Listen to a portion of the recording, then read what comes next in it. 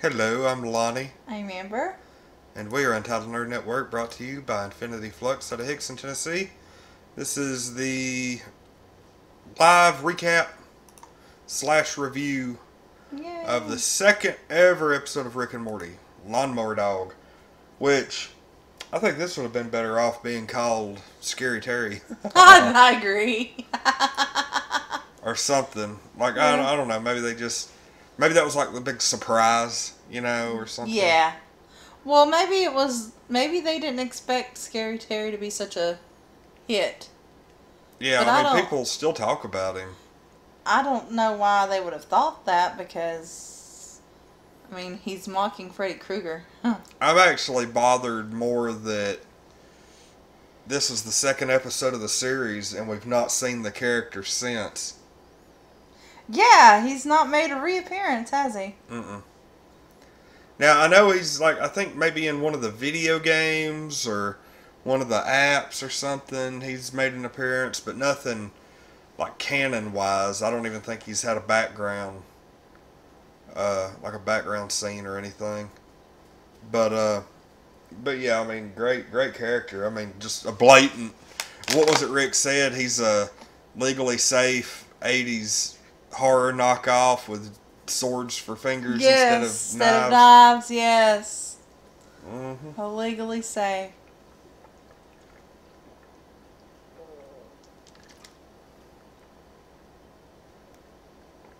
So Devasso did something weird. One like I did not dislike. I don't know how. Hmm. All right. It's kind of weird. Well, we appreciate the likes. And of course, we are streaming, and Jubilee comes back over. I'm not really sure why.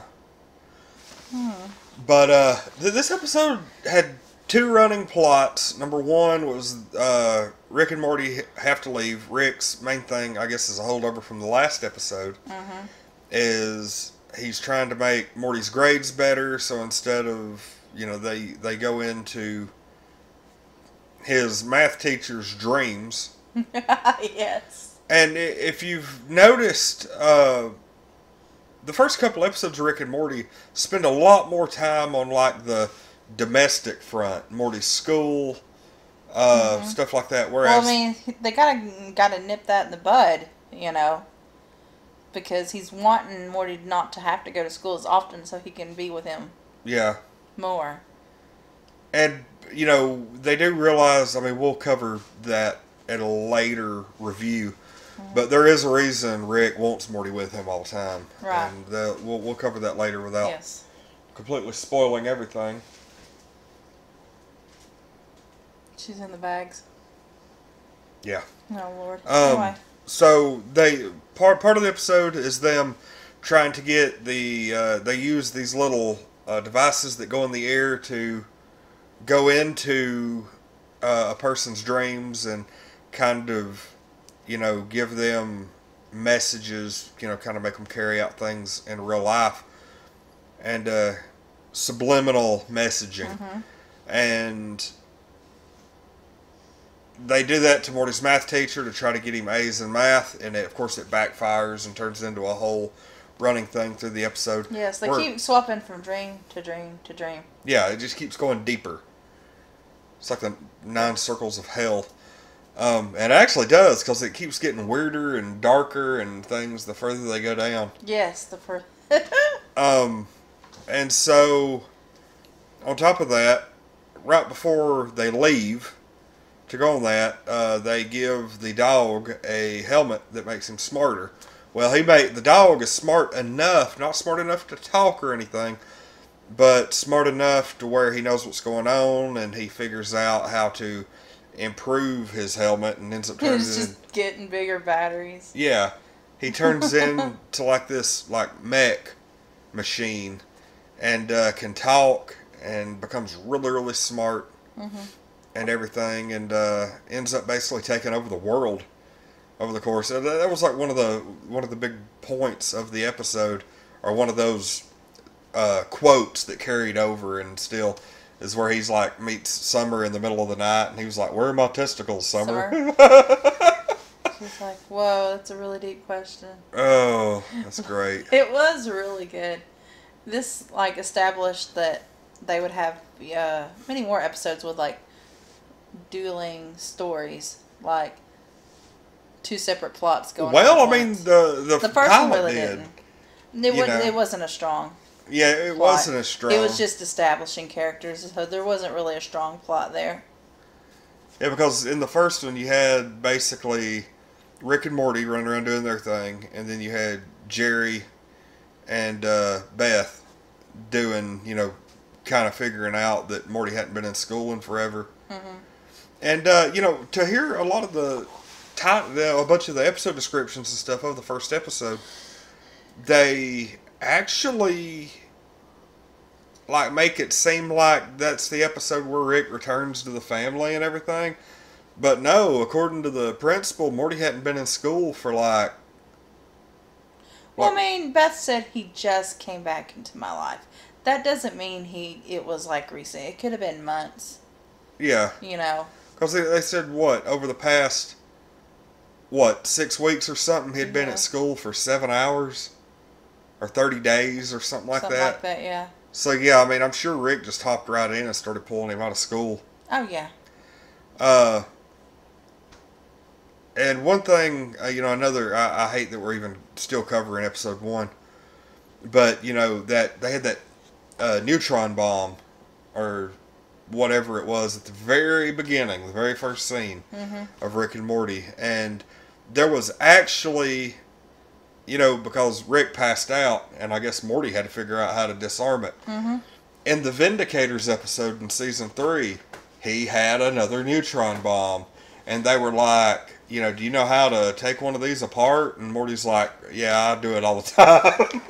Oh, wow, yeah. He actually made a comment about it, which I thought was kind of neat. That is neat. But yeah, I mean, this was a pretty good episode. This is one of those episodes that, like I was saying while we were watching it, I didn't remember it being as good as what it was today. Yeah, definitely. Jubilee, quit eating the spider web. Don't eat it. She was just playing with it. Yeah, but now she's chewing on it. Of course she is. She didn't do it until we started streaming. She wants to be the center of attention. Obviously. But yeah, this episode was a lot better than what I remember. I really, here's the thing. When looking back at this episode, I didn't even remember that this is the one with Scary Terry in it. Yeah. And number 2, I didn't remember the Lawnmower dog, the actual, canine segments to be all that great. But looking back at it again, this is like probably the third or fourth time I've watched this episode. Really good episode all the way around. Mm-hmm. The Scary Terry part was awesome. It's almost like that part gets funnier. It really did. Subsequent viewings. This is for not giving A's in math, bitch. Yeah, but he says bitch after everything. It makes it funny. It really does. Well, like at the one part of the episode where Scary Terry goes home and his wife's there, and he tells her something after she's like saying something to him, and he's like, "Get off my back, bitch." And that, like, normally that would be like rough. You'd be like, "Oh God, I can't believe he said that." But he had already said it after everything so many times. You expected it. Yeah. And the wife was like, "What?" And now she was like, "Out there, not in here." And so I thought it was kind of funny that he was having dreams about being at school, being late to class and in his underwear. Yes. And, Rick and Morty go into his dream. And fix it for him. Yeah, and then he becomes like their friend.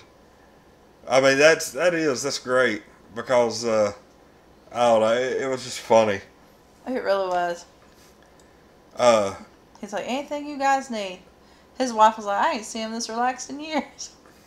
Well, actually, probably one of my favorite parts on the whole thing was where he was like, "You can run, but you can't hide." And they went and hid, and he was like walking 6 around. hours. He was like walking around, scratching his head, looking in garbage cans. But you can't hide. Yeah. So, I mean, this was fun, and then I hate it, for Morty because whenever they got back, they were captured by the dogs, and they were actually like the dogs took over. Morty was the dog's pet, and the dog like let Morty have all these women and everything, and he's really having a good time. Yeah, he'd been living the life for like 6 months, and then come to find out, Rick pops in and was like, "Hey, this has all been a dream. You know, I put that device in the dog's ear, so now here we are." And Morty like completely hated that, and then he ended up having like his kidneys shut down, and the dog had to come to a realization, about humanity and everything. And then the dogs leave and go start their own colony on another world using Rick's portal gun. And what is interesting, and they stuck with this, as far as I know, there are no more dogs in Rick and Morty. Like, if I'm not mistaken, if you look around through the rest of the series, you will not see another dog. Yeah, I don't recall ever seeing another dog. The only time I can think maybe you saw a dog was during the simulation. You remember the simulation episode? Yes. And I think somebody was walking a dog. But I also think that was probably how Rick figured out. It might have been. That there was a There dog were dogs there. Here. We got rid of them all. Yeah. Every last one of them. Because you saw they were actually at an animal shelter, pulling all the dogs out. Oh, no. It was so sweet. I wonder if there's and it was funny because it was almost like Rick at the end of the episode was pitching a TV show based around the dog world. What are you doing, Jubilee? The shit out of me just then. She done found something. I don't know. But yeah, at the end, Rick was like, "Hey, I would watch that TV show, or something like that." Yes. Trying to pitch a dog show. But yeah, like I said, overall great episode. I'll give this episode probably a 9. Yeah, easily. I'm not going to give it a 10 because there's a lot of other episodes I like better. So this is definitely. But yeah, this was a 9. This is. I'd say this really is good for a second episode of a series. If you, yeah, for that anyway. Yeah. I would say if you were to split it, what are there, like neighborhood of 30 episodes of Rick and Morty? Yeah. If you were to split it into the top 10, the middle 10, and the lower 10, this would probably go on the lower end of the top 10. Definitely. We're probably looking at something like number 9.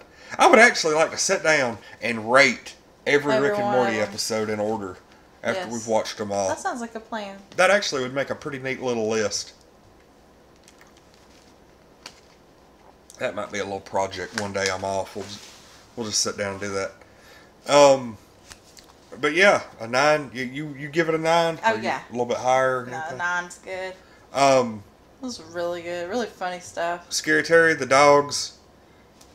Just this was like one. This didn't really build a lot of character or anything. It was just a fun episode. It was just a fun episode. And like I said, this didn't really. You could actually remove this episode, and you probably wouldn't miss anything. But it was a good episode, even though the dog thing. Well, I mean, we'll have to go back and look. Morty's going to be getting A's in math from now on. And I'm sure everybody. Yeah, so the school stuff at this point is done. It took them 2 episodes to resolve that plot thread. So.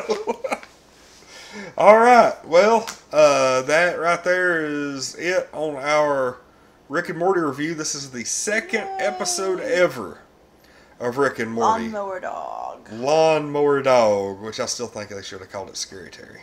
Yes. But anyway, that's it for this time. I'm Lonnie. I'm Amber. And we are Untitled Nerd Network, brought to you by Infinity Flux out of Hickson, Tennessee, where we will actually be streaming live tomorrow night for UNN Live.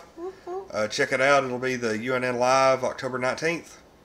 We'll be live at 6:30 p.m. Eastern. So check us out. Thanks for watching. See everybody tomorrow.